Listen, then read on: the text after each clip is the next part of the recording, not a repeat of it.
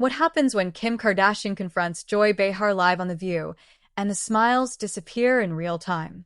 Before we go any further, pause for just 1 second. If you love explosive celebrity moments, raw confrontations, and stories that feel like you're inside the studio, make sure to subscribe to Live Narratives, hit like, and comment where you're watching from. Because what unfolds next, no one was ready for it. The studio lights glow warm, almost deceptively calm. The audience claps on cue, laughter floating lightly through the air like everything is normal. The kind of normal that daytime television thrives on. A polished desk, coffee mugs lined up perfectly, cameras gliding smoothly across familiar faces. But beneath that surface, something is off. You can feel it before anyone speaks. Kim Kardashian sits upright on the couch, legs crossed with practiced elegance. Her expression is composed, but not relaxed. This isn't the red carpet Kim. This isn't the carefully edited Instagram version. Her eyes are sharper, focused, calculating every sound, every movement. She nods politely as introductions are made, but her jaw tightens just enough to be noticeable if you're paying attention. Joy Behar leans back in her chair, smiling, confident, comfortable in her territory. This is her arena. She's been here for decades, navigating celebrities, politicians, scandals. She knows how to poke, how to prod, how to smile while doing it. The audience trusts her rhythm. They always do. The first questions are safe. Business, fashion, law school. Kim answers smoothly, her voice measured, almost rehearsed, but there's an undercurrent. Each response feels like it's holding something back, like a door that hasn't been opened yet. The audience applauds politely, but the energy is strange. Too quiet between claps. Too still. Then Joy tilts her head slightly and lets out a soft chuckle. "So, Kim," she says casually, tapping her pen against the desk, "people say you've built an empire off controversy. Do you ever worry that the attention you get sends the wrong message?" There it is. The air changes instantly. Kim blinks once. Slowly. The kind of blink that buys time. The camera cuts to her face, and for a split second, the smile she's holding doesn't quite reach her eyes. She exhales, controlled, then responds calmly. "I think people simplify my story because it's easier that way." Her voice is steady, but there's steel underneath it. The audience murmurs. Joy raises an eyebrow, amused. "Simplify." Joy repeats. "Some would say it's pretty straightforward." That's when Kim shifts. Not dramatically, not aggressively, just enough. She uncrosses her legs, We need leans to address forward this slightly, issue head on. hands clasped The data together. shows we must This act now. isn't defensive There's body no time to language. waste. It's deliberate, intentional, straightforward. For who? Kim asks. The studio goes quiet. No laughter, no applause, just silence stretching a beat too long. Joy smiles, but it's thinner now. "For the public," she says. "You know, the people watching." Kim nods slowly, as if she's been expecting this. Her eyes flick briefly toward the audience, then back to Joy. "The public doesn't see the full picture," she says. "They see what's repeated, what's framed." Joy lets out a light laugh, trying to soften the moment. "Well, that's show business, isn't it?" Kim doesn't laugh. "And whose business is it to decide that narrative?" she asks. A ripple runs through the audience. Someone gasps softly. The co-hosts shift in their seats, exchanging quick glances. This wasn't on the rundown. The producer off-camera stiffens. Joy straightens. "Are you suggesting the media is unfair to you?" she asks, her tone sharpening just a degree. "I'm suggesting," Kim replies evenly, "that some conversations pretend to be curiosity when they're really judgment." That lands. The camera cuts to Joy, then back to Kim. The tension is thick now, pressing against the walls of the studio. You can almost hear the audience holding their breath. Kim continues, her voice gaining quiet intensity. "I've sat on couches like this before, smiled, played along, but I'm done pretending certain questions are neutral." Joy's smile fades completely. "So you're saying my question wasn't neutral?" Kim meets her gaze directly. No hesitation. No blinking. "Yes." The audience reacts instantly, murmurs, scattered applause, a sharp intake of breath from somewhere in the front row. One of the co-hosts tries to interject, but the moment has already slipped out of control. Joy laughs again, but this time there's no warmth in it. "Wow," she says. "All right. That's a strong accusation." "It's an honest one," Kim responds. The studio feels smaller now. The lights hotter. The desk between them less like a barrier and more like a fault line. This isn't a friendly interview anymore. This is a reckoning unfolding live, with no commercial break in sight. Kim leans back slightly, but her eyes never leave Joy's. "I'm not here to fight," she says. "I'm here to be heard." And for the first time since the show began, Joy Behar doesn't have an immediate response. The silence stretches again. And everyone watching, whether in the studio or at home, knows this is only the beginning. The silence doesn't break gently. It snaps. Joy shifts in her chair, clearing her throat as if resetting the room back to her tempo. The practiced confidence returns to her posture, shoulders squared, chin lifted. This is live television. She survived worse, she tells herself. But something about Kim's calm unsettles her. Not loud, not defensive, controlled, dangerous in its restraint. "Well," Joy says finally, forcing a half smile. Being heard goes both ways on this table. Kim nods slowly. "I agree." The two words land heavier than a paragraph ever could. The camera pulls back slightly, capturing the full panel now. The other hosts sit frozen in that awkward in-between space, aware history might be happening, unsure whether to jump in or stay out of the crossfire. One of them opens her mouth, then closes it again. This isn't her moment. Joy leans forward, elbows on the desk. "You're one of the most powerful women in media. You have platforms most people can't even imagine. So when you talk about judgment," she pauses, choosing her words carefully. "Some might say criticism comes with the territory." Kim's eyes flicker, not away, but deeper. Criticism is different from dismissal. A murmur ripples through the audience. Joy tilts her head. "Explain that." Kim inhales. For the first time, her composure shows a hairline crack, not weakness, but emotion pushing against discipline. "When I talk about my work, my advocacy, my education," she says, voice steady but weighted, "it's often reduced to how I started. As if people can't evolve. As if effort doesn't count." Joy crosses her arms. "People remember what made you famous." Kim doesn't flinch. "And they forget what I've done since." The applause this time is louder. Uncontrolled. A few audience members stand before quickly sitting back down, unsure if they're allowed to react this strongly.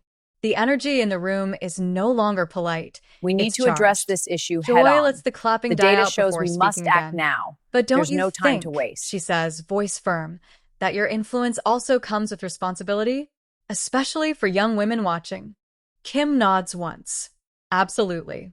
That's why I take it seriously." "Then why," Joy presses, "lean into glamour and spectacle instead of?" "Instead of what?" Kim interrupts gently, but firmly. Joy blinks. The interruption is subtle, but unmistakable. Kim rarely cuts people off. When she does, it means something. "Instead of leaning into depth," Joy finishes. Kim's lips part slightly. She exhales through her nose, then smiles. Not sweetly, not sarcastically, but knowingly. Who decides what depth looks like? The audience reacts again. This time, it's split. Some applause, some uneasy laughter, some stunned silence. Joy's jaw tightens. "I think we all know what it looks like." Kim leans forward again, hands resting on her knees now. "No," she says softly. "We know what you think it looks like." The co-host beside Joy shifts, placing her hands flat on the desk. "Okay, let's." Joy lifts a hand, stopping her. "No," Joy says. "Let her finish." Kim's gaze flicks briefly to the co-host, then back to Joy. "I've worked in rooms where I wasn't taken seriously," she continues. "Where my ideas were laughed at. Where my voice was dismissed before I even spoke.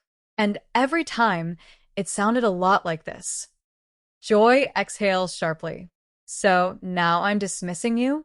"I'm saying," Kim replies measured, that your questions assume I haven't thought deeply about my choices. The studio is dead quiet again. Even the cameras seem to move more slowly. Joy looks down at her notes for the first time since the segment began. When she looks back up, her expression is different, less performative, more personal. You know, she says, I've been doing this a long time. I know, Kim responds. And I respect that. But respect, Joy continues, doesn't mean agreement. Of course not, Kim says. But it should mean curiosity, without contempt. That word, contempt, hangs in the air like smoke. The audience reacts instantly. A wave of gasps rolls through the room. One of the co-hosts whispers, "Oh wow," under her breath, forgetting her mic is still hot. Joy straightens fully now. That's a serious charge. Kim holds her gaze. So is the weight of your words. For a split second, it feels like the entire show might derail completely. Producers off camera are surely gesturing wildly. Commercial breaks are mapped out. Segments timed to the second. None of that matters now. Joy opens her mouth, closes it, then finally speaks. Do you feel judged by me, Kim? The question is quieter, less sharp, almost human. Kim doesn't answer right away. She looks down at her hands, then back up. When she speaks, her voice is calm, but there's something raw underneath it now. I feel challenged, she says. And challenges can be healthy, but only when they're fair. Joy studies her for a long moment. The audience leans in collectively, as if closer proximity might help them catch every syllable. And you don't think this is fair? Joy asks. Kim's answer comes without hesitation. No. The word echoes louder than any shout. The camera cuts to the audience. Wide eyes, open mouths, phones discreetly recording despite the rules.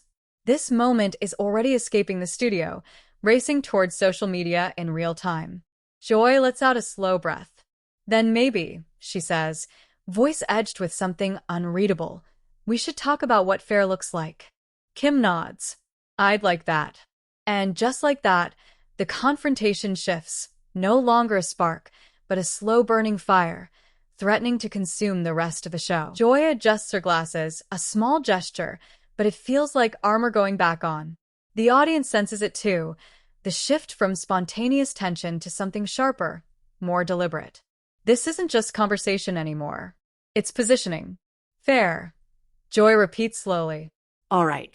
Let's talk about fair.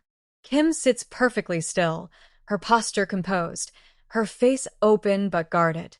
The studio lights reflect in her eyes, and for a moment, you can't tell whether she's bracing herself or inviting the moment forward.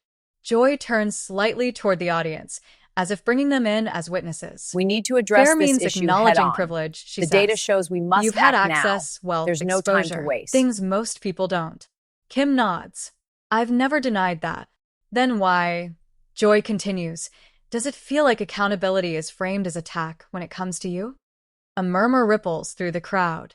This is the question people argue about online, in comments, in threads that never end. Now it's hanging in the air, live, unfiltered. Kim takes a breath. Because accountability should be about actions, she says, not assumptions. Joy raises an eyebrow. Aren't assumptions sometimes earned? Kim's lips press together briefly. She looks away for half a second, not in retreat, but in reflection. When she looks back, her voice is firmer. I've worked on prison reform, she says. I've spent years studying law. I've advocated for people who will never have my platform. But somehow, the narrative always circles back to what people think I represent, not what I do. Applause erupts, louder than before. This time it's sustained. The kind of applause that forces the host to wait. Joy lets it run, then lifts her hand gently. I'm not dismissing those efforts. But you're minimizing them, Kim replies. The word lands hard. Joy shakes her head. I'm questioning their impact. Kim leans forward again, closer now, the distance between them shrinking. Then question them, she says. But don't question my intent. A co-host finally steps in, voice careful. This is clearly a passionate topic. Joy cuts her a look. I'm fine. Kim's gaze never leaves Joy. Me too. The audience reacts, some nervous laughter, some applause, some people just staring, stunned. Joy exhales, then speaks more quietly. Do you know why people are skeptical? Kim tilts her head slightly. Tell me. Because fame has a history of performative activism, Joy says. Big gestures. Big cameras. Little follow-through. The room goes still again. Kim doesn't respond immediately. When she does, her voice is lower. Skepticism is fair, she says. Cynicism is lazy. A collective "oh" ripples through the studio. Joy's eyes narrow, but she doesn't snap back. Instead, she pauses. And in that pause, something unexpected happens. The tension stops escalating and starts changing shape. You think I'm cynical, Joy says slowly. I think, Kim replies, you're tired of being sold narratives. Joy laughs once, short and sharp. You're not wrong. The audience reacts to that. Surprised laughter, relieved exhalations. For a moment, it feels like the confrontation might soften. Then Joy leans in. But you are a narrative, she says. The words cut. Kim stiffens just slightly. I'm a person, she responds. Joy doesn't back down. A person who understands branding better than most corporations. Kim nods. Because I had to. To survive. Joy asks. To control my story, Kim answers. The silence that follows is heavy. Not hostile, thoughtful. The audience isn't sure who to side with now. That's the most dangerous place for a live show to be. Joy studies Kim's face. Do you ever worry, she asks quietly, that controlling the story means avoiding uncomfortable truths? Kim's expression tightens, not in anger, but in vulnerability. When she speaks, her voice is softer, almost unguarded. I've lived uncomfortable truths in public, she says. On a scale most people couldn't handle. A few audience members nod instinctively. Others look conflicted. Joy opens her mouth to respond, but Kim continues. I'm not asking for sympathy, she says. I'm asking for nuance. The word hangs there. Joy leans back in her chair, arms uncrossed now. The defensive edge dulls slightly. Nuance is hard on television, she admits. Kim gives a small, knowing smile. That doesn't mean it's impossible. The co-hosts relax just a fraction, sensing the temperature shift. The audience, too, seems to lean back, processing. Joy glances at the clock off camera. Time is slipping. Producers are sweating. This segment was never meant to go this deep. Well, Joy says, half smiling, half sighing, you've certainly made your case. Kim nods. I wanted the chance to. Joy meets her eyes again. But let me ask you one last thing. Kim's posture straightens. What happens, Joy says, when people still don't buy it? Kim doesn't answer right away. She looks out at the audience, at the cameras, we need to address this at issue millions head on. of unseen The data eyes shows watching we must from act living now. rooms around the There's world. no time to waste. Then she turns back. Then, she says quietly, I keep doing the work. The applause that follows isn't explosive. It's steady, earned. But beneath it, something unresolved still hums, because the hardest part of the conversation hasn't happened yet. The applause fades, but the hum beneath it doesn't. It lingers, vibrating through the studio like unfinished business. Joy nods slowly, absorbing Kim's last words, but her eyes suggest she isn't done. Not even close. Doing the work, Joy repeats, tapping her fingers lightly against the desk. That's a phrase people lean on. Kim watches her carefully. She can feel it, the turn. This isn't about public perception anymore. This is about something closer to the bone. Let me ask you something more personal, Joy says. Do you ever feel trapped by the version of yourself the world expects? The question catches the audience off guard. A few heads tilt. Kim doesn't answer immediately. Her lips part, then close again, as if weighing how much truth this room deserves. Yes, she finally says. All the time. The honesty shifts the energy instantly. Joy leans back slightly, giving space instead of pressure. Then why keep feeding it? Kim's eyes harden, not defensively, but with conviction. Because walking away doesn't erase it, she says. It just hands control back to everyone else. A low murmur ripples through the audience. This isn't the glamorous soundbite people expected. This is something heavier. Joy nods once. You know, she says almost thoughtfully, women get punished for reinvention. Kim exhales, relieved, not because the tension is gone, but because it's finally being named, especially when they start somewhere people don't respect. That line lands deep. A few audience members clap instinctively, then stop themselves, unsure whether this moment is meant to be applauded or simply felt. Joy looks at Kim for a long beat. I'll be honest, she says. When you first became famous, I didn't take you seriously. Kim doesn't look surprised. I know. The admission hangs in the air. Raw. Unfiltered. The kind of confession daytime TV almost never allows. And Joy continues, part of me still struggles to separate the symbol from the substance. Kim nods. That's fair. Joy raises an eyebrow. It is. Yes, Kim says. Because I struggled with it too. The audience reacts, soft gasps, whispers. One co-host's eyes widen. Joy's voice softens. That couldn't have been easy. It wasn't, Kim replies. But it forced me to decide who I was going to be when the noise died down. Joy leans forward again, but this time there's no attack in her posture. And who did you decide to be? Kim looks down briefly, then back up, meeting Joy's eyes with clarity. Someone who doesn't need permission to evolve. The room erupts, not with chaos, but with a wave of applause that feels almost cathartic. Even the co-hosts clap now, swept up in the shift. Joy lets it go on, then raises her hand. All right, she says. I hear you. Kim nods, appreciative but cautious. She knows how quickly moments like this can turn. Joy glances toward the camera. But here's where it gets complicated. The audience quiets instantly. Television thrives on tension. Joy continues. On symbols. On shortcuts. And sometimes, she admits, we're guilty of freezing people in time. Kim listens, eyes steady. So when you come on this show, Joy says, you're not just Kim Kardashian the person. You're Kim Kardashian the idea. Kim's jaw tightens. And that idea walks into the room before I do. Yes, Joy agrees. And it influences the questions. Kim leans back, absorbing that. Then maybe, she says carefully, the responsibility is shared. Joy smiles faintly. Now that sounds like a confrontation. The audience laughs nervously. Kim doesn't smile back.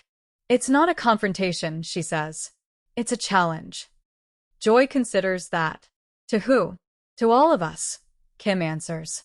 Including me. The silence that follows is different now. No hostility. No shock. Just reflection. One of the co-hosts finally speaks, voice gentle. This feels bigger than a segment. Joy nods. It is. Kim looks out toward the audience again, then back to the table. These conversations don't usually happen on couches like this. We need to address this issue head on. They happen in the data comments, shows we must in act headlines, now. There's no without time faces. to waste. Joy's expression tightens slightly. And without accountability. Kim meets her gaze. Exactly. The clock off-camera flashes again. They're running dangerously close to break. Joy takes a breath. We have to wrap soon, she says, almost regretfully. Kim nods, but her eyes suggest she knows something's still unresolved. Joy turns to her one last time before the segment ends. If there's one thing you wish people would stop assuming about you, she asks, what is it? Kim doesn't hesitate. That I'm not listening, she says. The words settle over the studio like a quiet verdict.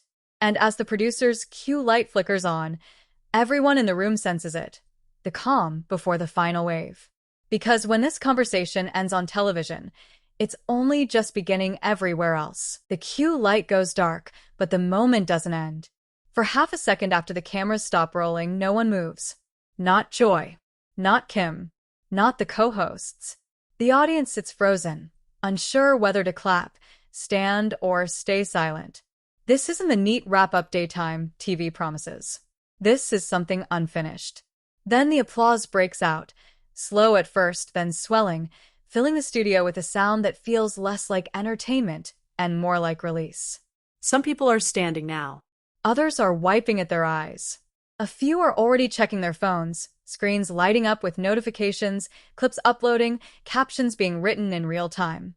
Kim exhales deeply, shoulders dropping just a little, as if the weight she's been carrying finally has somewhere to rest. Joy nods to her, not as a host, not as an adversary, but as someone who recognizes the gravity of what just happened. Off camera, producers rush in. Stage managers whisper. The next segment is already late. None of it matters.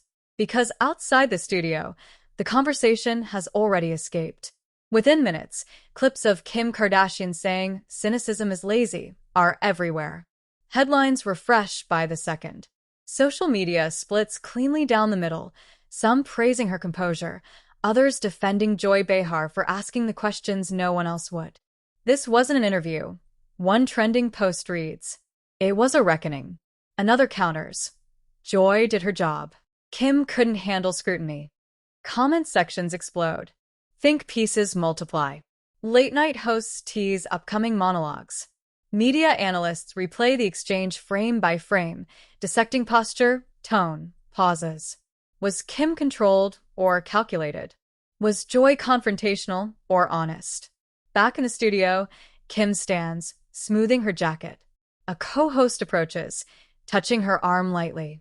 "That was intense," she says. Kim offers a small smile. It needed to be. Joy lingers behind the desk, watching Kim prepare to leave. For a moment, she looks thoughtful, almost unsettled. Then she speaks, quietly, just loud enough to be heard. "You gave me something to think about," she says. Kim turns back. "So did you." It's not reconciliation. It's not victory. It's acknowledgement. And somehow that feels bigger. As Kim walks off stage, the audience claps again, not on cue this time, not for the cameras, but for the moment they just witnessed. A conversation that refused to stay shallow. A confrontation that didn't end in shouting, but in something far more uncomfortable, reflection. That night, the show reruns with a disclaimer. Online, the clip racks up millions of views. People argue. People cheer. People project their own beliefs onto the exchange. And maybe that's the point. Because what happened on The View wasn't about winning or losing. It was about being seen. And now, it's your turn. What did you think? Was Kim right to push back? Or was Joy right to press harder? Whose side were you on, or do you think both had a point? Drop your opinion in the comments. Let's talk about it. And if you want more explosive, cinematic stories like this, moments that feel raw, real, and impossible to look away from, make sure you subscribe to Live Narratives. Because the most powerful confrontations aren't always the loudest. They're the ones that stay with you long after the cameras stop.